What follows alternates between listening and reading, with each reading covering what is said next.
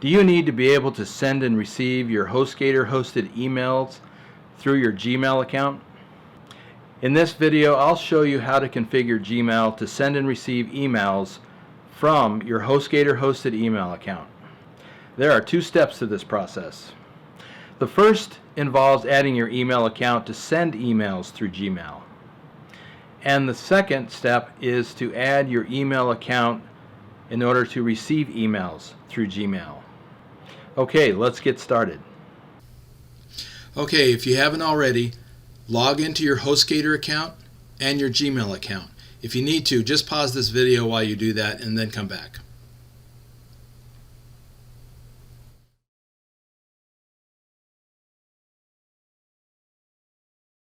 Okay, all set. For HostGator, you need to be in your dashboard, which is where I get to when I first log in, so that should be where you're at. In your Gmail account, you just want to be wherever the default is, probably your inbox.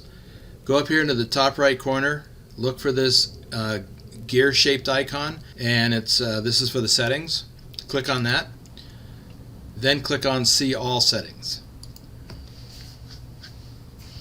In the next screen that comes up, which is your settings screen, look for Accounts and Import and click on that tab.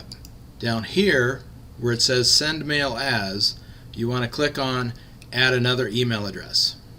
A dialog box pops up, and this is where you'll enter all of the information to access your email account over on HostGator. So the first thing you're going to do is enter your name.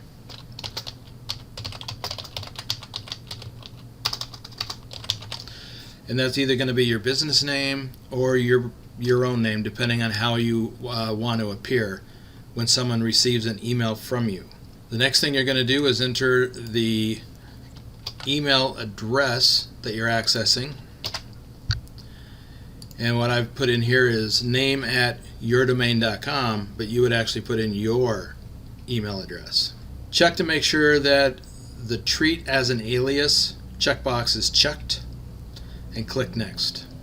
On the next page of this dialog box, we're going to enter the additional information to access the email account.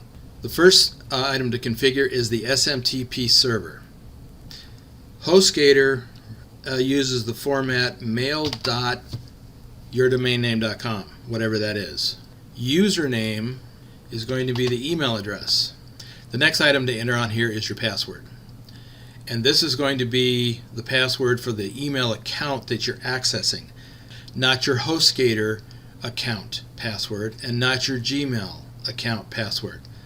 The next item is the port.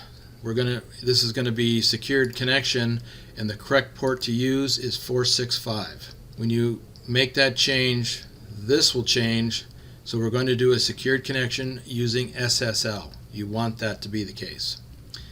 Next, add the account.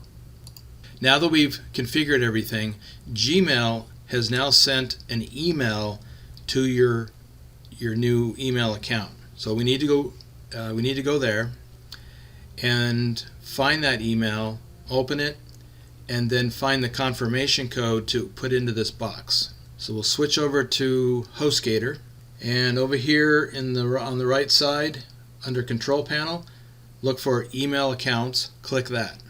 Once your email accounts page loads, find the email address you're trying to access and click on Check Email. Then you'll have an option to use a webmail software. I use Roundcube, so if you want to see the same thing I do, just click on that. In your inbox, you're looking for this Gmail confirmation email from the Gmail team. Double click on that. And what you're looking for is this confirmation code. You can double click on that code, copy it, come back to Gmail, and you might need to pull that dialog box back up. Paste this code inside this box and click Verify.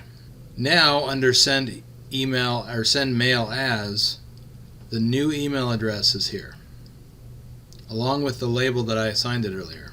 Alright, that's the first step. We can now send emails as the new account. So let's go on to step 2. If you're getting value from this video, let me know by clicking the like button.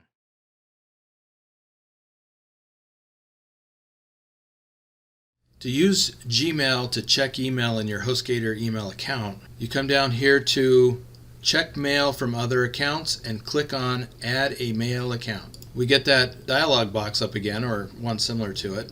On the first page, we're just going to enter the email address. Click Next. On the second page, just make sure that Import Emails from Other Account is selected. That in my case right now, that's all I can do, and that's what we want. Click Next. And once again, we're going to set up all of the pertinent information to access the account. So, username is the email address.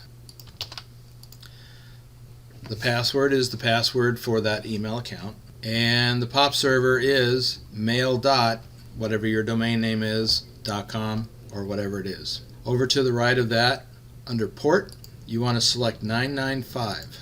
You've got a series of checkboxes here below the POP server box. The first one I recommend you do not check. You can if you want. This will leave a copy of every email that you get through that account on your server at HostGator as a backup archive. But you can archive on your Gmail account, so it's up to you. The next box you want to check, always use a secure connection when receiving mail. And then the third one you want to check, label incoming messages, and you can check on this arrow here, come down to New Label,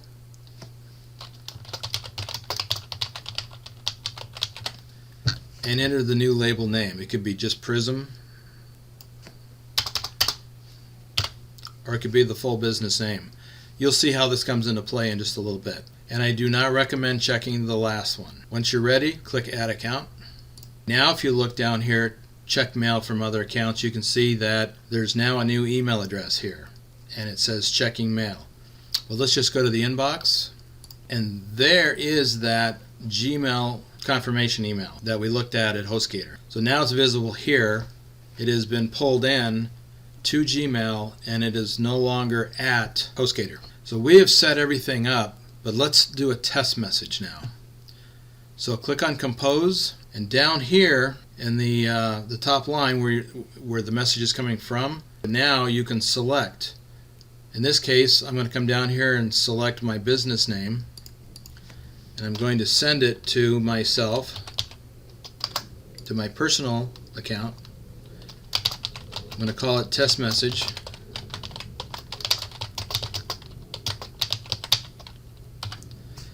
And click send. It just popped up right away. So that was pretty quick. And that's it. You can now use Gmail to access your business email account that you have hosted over at HostGator. If you haven't already, click the like button to let me know this video has been useful to you. If you'd like to see more videos like this, why not subscribe and click the notification bell so you'll be notified when new videos are available. Thanks for watching.